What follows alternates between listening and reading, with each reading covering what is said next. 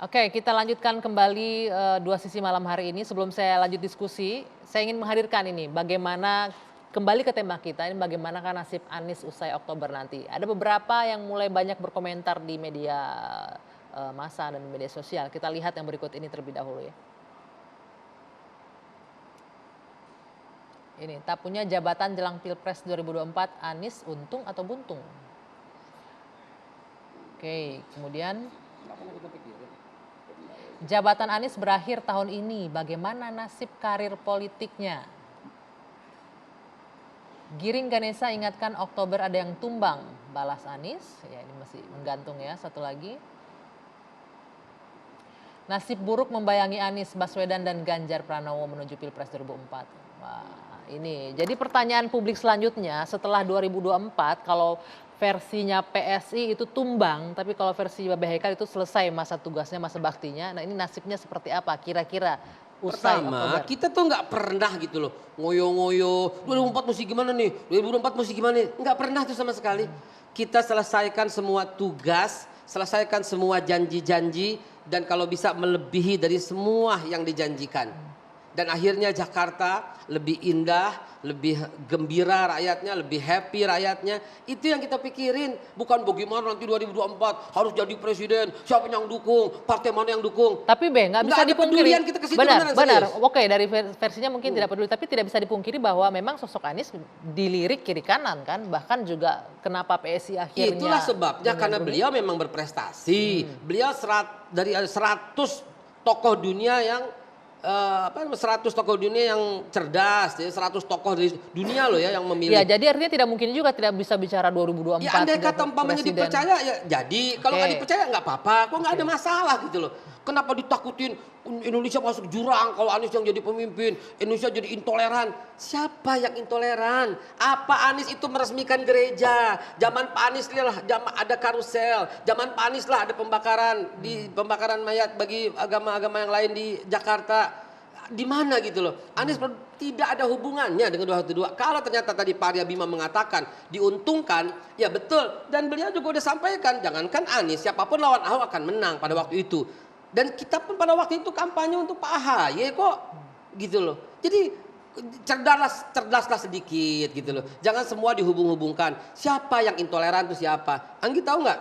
Dalam 212 itu kita melindungi orang-orang Kristen yang mau ke gereja katedral. Ada yang nikah kita payungin, tahu nggak? Sempat viral itu ya. Dan kemudian di situ ada Pak Jokowi, ada Pak Wiranto, ada Pak Gatot, ada Pak Tito Karnavian, tahu nggak betapa indahnya kemudian sekarang dibelokkan menjadi intoleran, menjadi apa semua. Padahal pada waktu itu kita bukan intoleran. Ada narasi-narasi yang membelokkan dengan narasi kebencian begitu maksudnya. Of course itulah yang dicocok-cocokkan, dihubung-hubungkan. Dari interpelasi udah dijelaskan, dari nasihat dari senior juga udah dijelaskan. Maka ini waktunya bagi PSI untuk ya pinter dikit lah dalam berpolitik gitu loh. Cerdas dikit lah gitu loh. Stop lah narasi-narasi yang justru kalimat-kalimatnya akan membuat terpecah belah bangsa ini gitu loh. Jadi saya ingin mengingatkan ini penelitian yang penting yang harus kita baca kembali ya. Jadi penelitian setelah Pilkada DKI 2017 yang dilakukan oleh Burhan Muhtadi dan Markus Mitzner itu bilang bahwa ini inilah pilkada paling brutal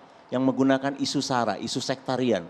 Dan ini tidak akan menjadi puncak, tapi ini akan menjadi awal pola-pola seperti ini. Penggunaan politisasi agama untuk kepentingan pemenangan. Tapi sudah disebutkan bukan dari pihak Anies yang melakukan penggunaan politisasi. Ini akan menjadi awal karena apa yang terjadi di pilkada itu akan menjadi contoh bagi para politisi lain bahwa mereka bisa menang dengan menggunakan cara-cara yang tidak etis menggunakan dalam penelitian itu politisasi disebutkan agama. nggak siapa yang menggunakan ini dengan jelas? Jelas, Siapa?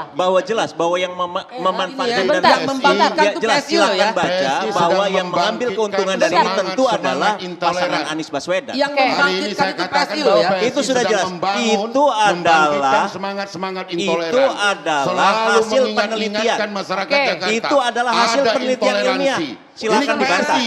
Gitu loh. Itu penelitian ilmiah. Bukan. Silakan Baik, dibantah. saya akan mengambil alih lagi ini ya begini. sebentar. Bung Bestari, kita bergeser topik karena ini tidak akan cukup waktunya. Saya ke Mas Arya Bima dulu. Anda melihat karir Gubernur Anies setelah Oktober ini akan seperti apa? Tadi kalau disebutkan ya nggak mikirin 2024, tapi nggak bisa nutup mata kalau memang namanya masuk survei juga di 5 besar untuk capres.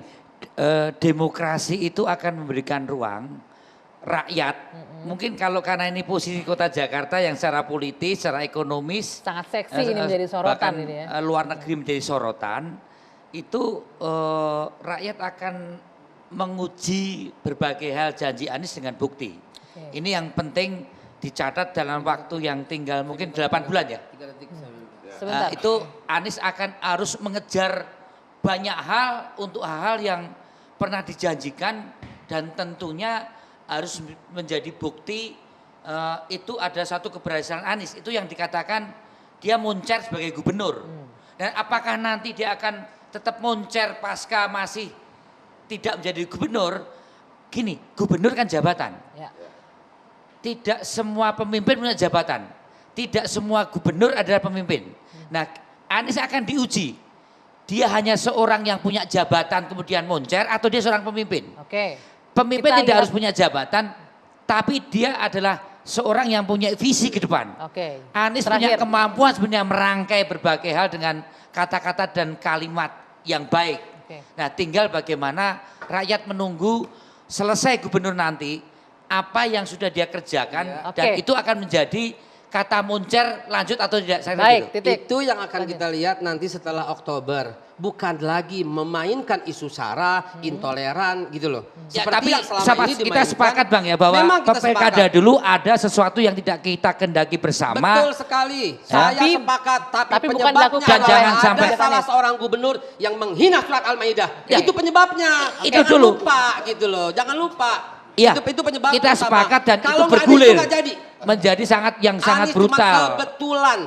Dia Anies kebetulan ada di situ dan diuntungkan gitu terpilih. aja kan. Iya, Baik. kebetulan ada di situ dan terpilih. Oke, ini Begitu sayangnya aja. waktu sudah habis, tapi apapun itu kita sama-sama sepakat bahwa siapapun yang akan maju di 2024 tentunya akan memberikan kontribusi positif untuk Indonesia dengan narasi-narasi positif pula. Saya harus akhiri Maju diskusi terus, Pak kita Anies. malam hari ini. Bung Bestari terima kasih, Bapak Hekal terima kasih, Bung Andi Budiman terima kasih, Mas Arya Bima terima kasih, selamat malam. Saya akhiri dua sisi, saya Dwi Anggia, selamat malam.